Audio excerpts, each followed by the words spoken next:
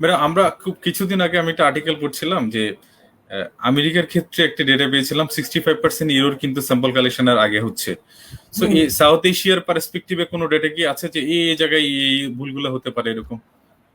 হ্যাঁ, বিভিন্ন জায়গা থেকে, এশিয়ার বিভিন্ন জায়গা থেকে, যদিও কম আমাদের ডেটা, আমরা মানে ওই আমাদের যে প্রবণতাটা, যে ডিসক্লোজার বা আমাদের যে এররটা ডিসক্লোজার করার, সেইটা ডেটা আমাদের কম। কিন্তু দেখা গেছে যেমন বিদেশে আমরা দেখি যে 70% প্রি অ্যানালাইটিক্যাল ভুলগুলো দেখা যায়, যে 70% থেকে পর্যন্ত হুম পূর্ব পরীক্ষণে যে ভুলগুলো হয়, প্রি হুম অ্যানালাইটিক্যাল স্যাম্পল কালেকশন ওইগুলো।